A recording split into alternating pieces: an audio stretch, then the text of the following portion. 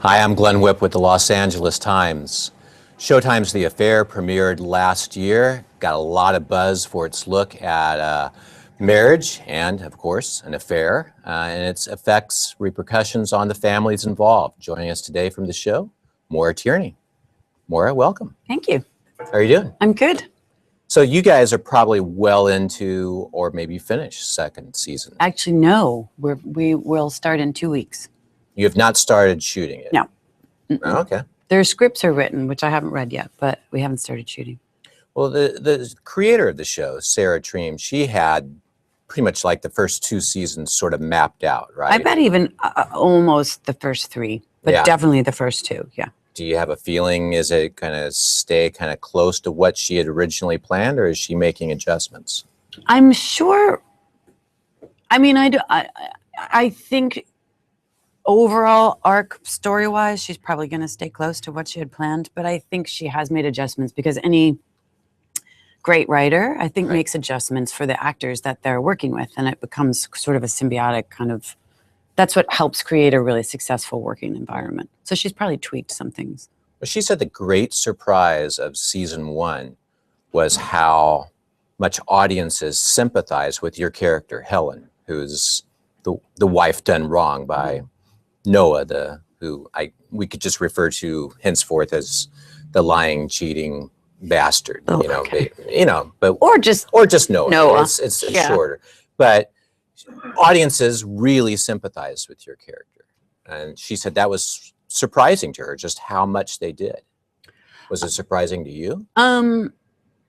I guess, I mean, I don't know too much about that exact demo of who sympathized with who.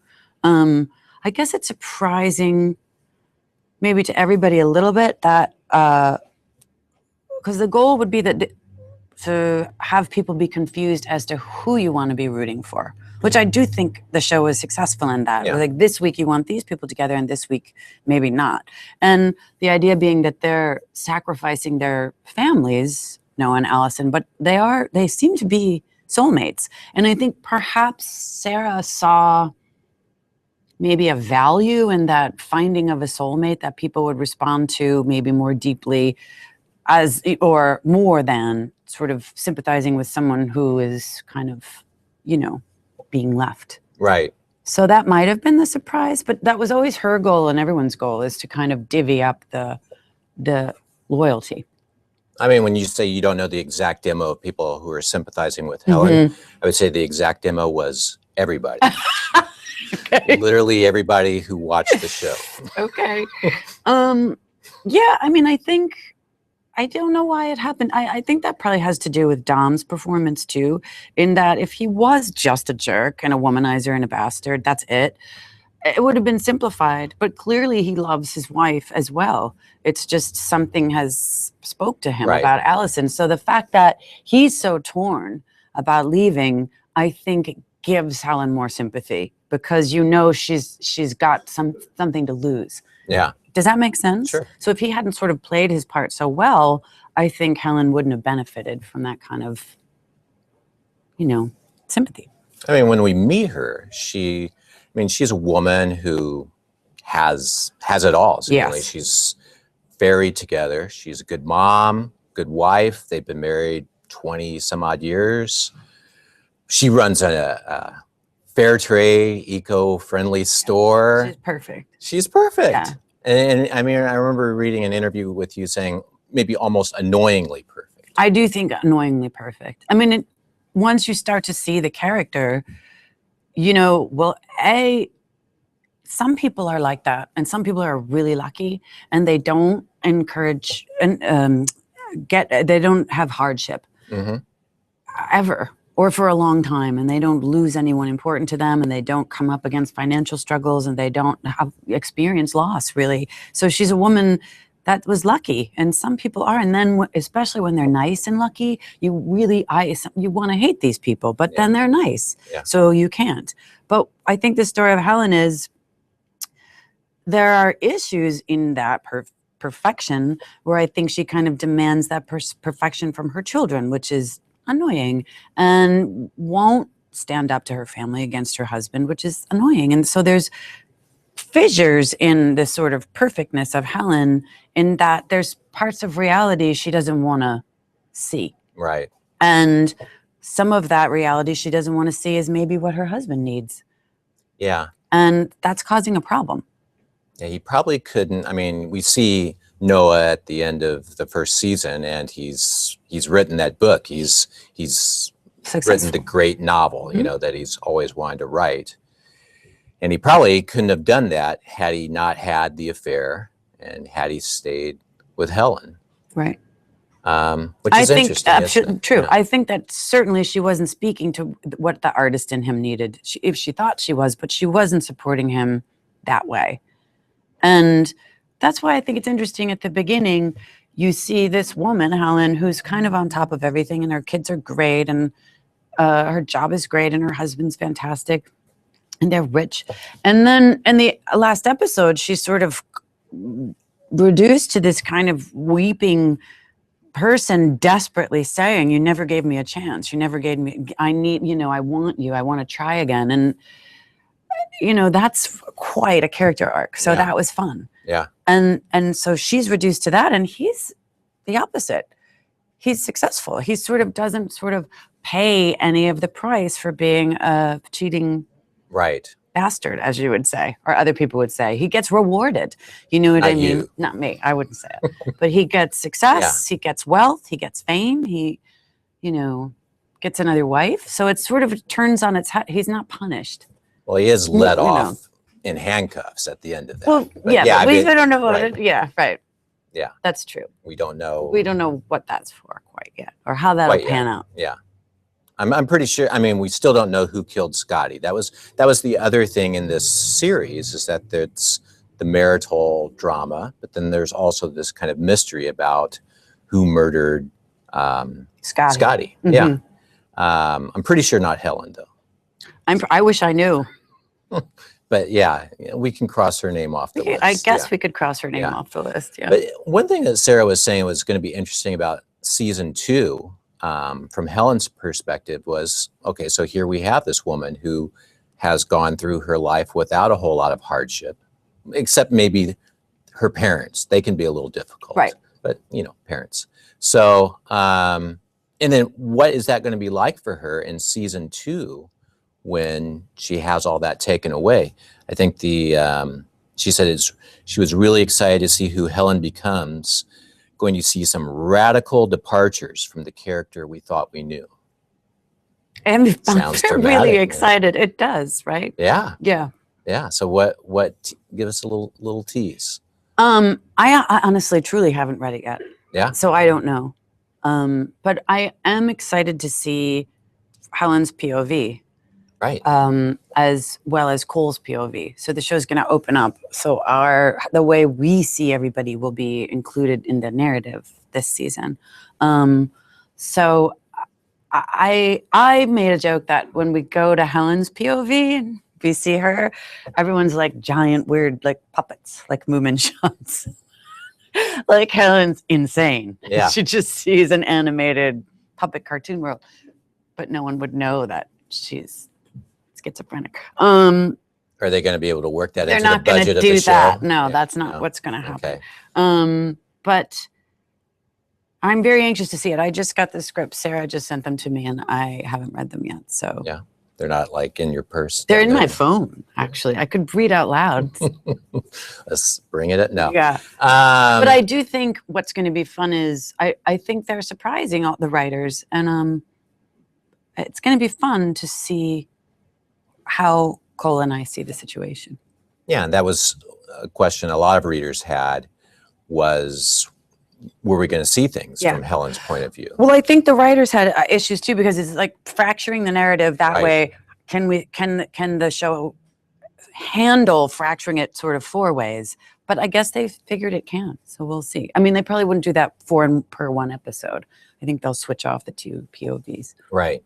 Yeah, it would be interesting to see a situation from Helen's point of view and Noah's point of view in the same episode. Exactly. So they can mix and match this season, which will be fun. And I think we're going to do a few more, so it'll be good. That was one interesting thing about the character too, and about the job, is that you played Helen the episodes were split in two parts from Allison's point of view and from Noah's point of view. So Helen would be seen in completely different ways. So you're playing like two different characters almost, or just the same character, but very distinct shades. Like two different women. Yeah.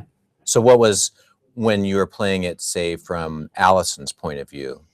From Allison's point of view, the character's much colder and much more condescending, much really more class conscious and snobby.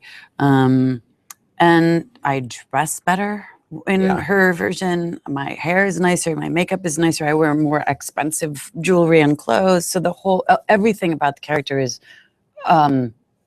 it's designed to be more intimidating. Right. You're spending more time in wardrobe. More glamorous. Yeah. Whereas in Noah's point of view, I'm much more, whatever, like a well put together mom. But down to earth. Down to earth, yeah. A wife. Kind of. Certainly a lot warmer. Yeah. A sense of humor, Right. Well, that was always a kind of interesting thing about the show too, is that, a lot of shows that are about marital affairs, you see this like direct cause. The wife is a shrew, and so we've talked about kind of shifting loyalties from viewers. That was one really interesting thing about the show, is that they didn't make the wife that way. Right. I mean, which is often what happens. I mean, there was like a infidelity expert that coached us on our show. I didn't really speak to her, but I do remember reading that a really high percentage, like 33% or 70% of people who have an affair outside the marriage consider their marriage happy. Yeah. They don't say, I'm unhappily married. They go outside of a happy marriage. So why? What happens? Because marriage is hard. I'm divorced. I should know. You speak from experience. I do. So it's like, that's what's interesting. It's not, I like sort of the melodrama of my show and the kind of high storytelling, but I think at the same time, it's about a very basic thing like that. Like, what's that about? Yeah, there was a lot of talk about husbands and wives not wanting to watch the show together. Yeah, I know. Did you hear about that? Yeah, my friends say that. Yeah.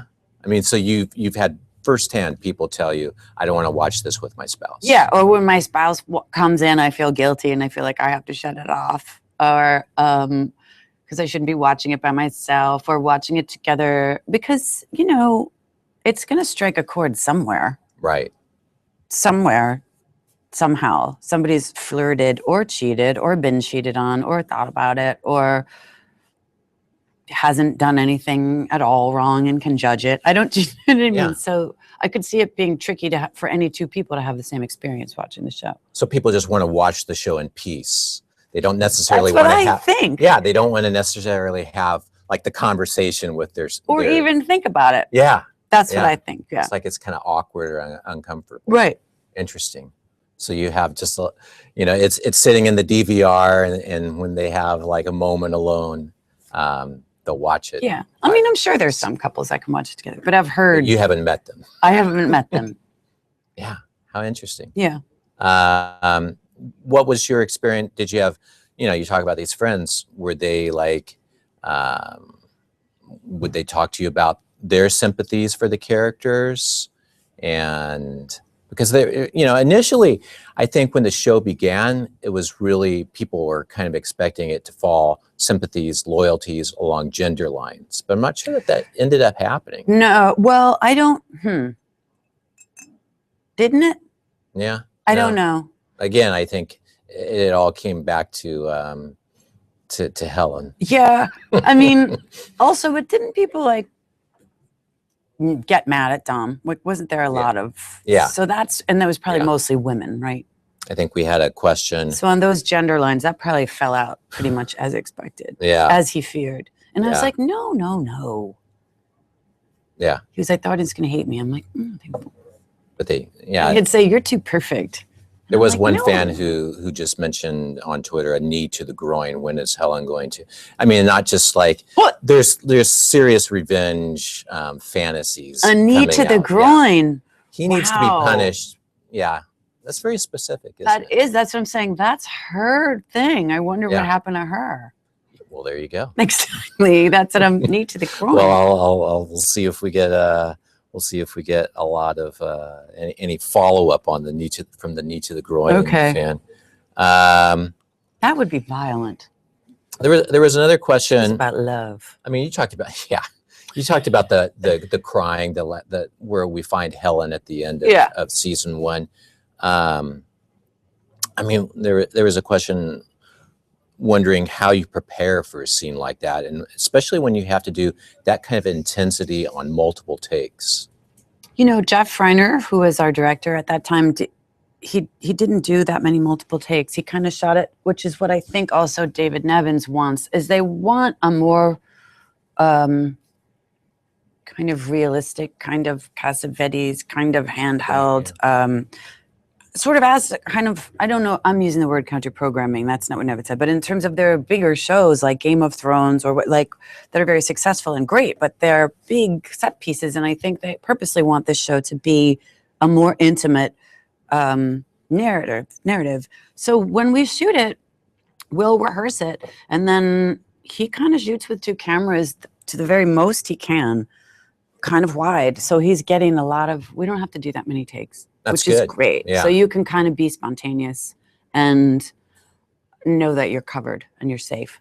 So that's liberating. I imagine that's a good thing for like the sex scenes too. Exactly. Yeah. Yeah. I mean, I saw a quote from you, or they give you, they offer you the show. Are you okay with doing these types of scenes? And you're like, totally. Sure. Yeah.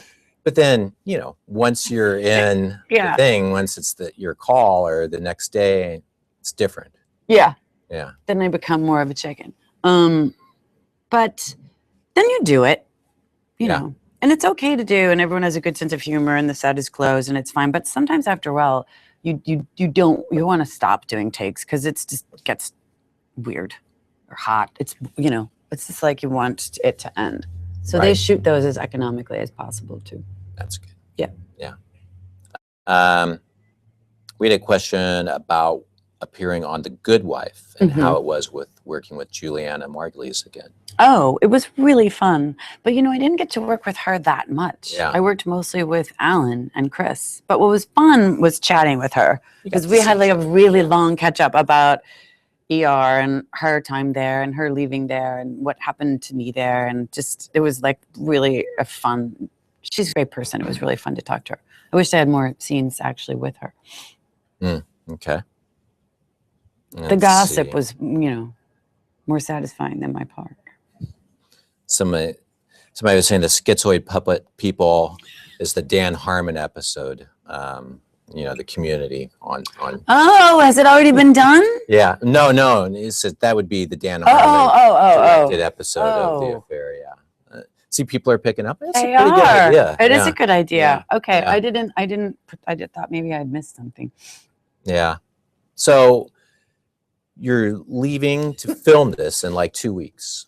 Yeah, I'm leaving probably Saturday. Yeah, or Sunday.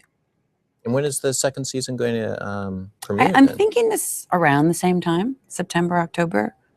It's long. Yeah. It's different. I'm used to doing more work.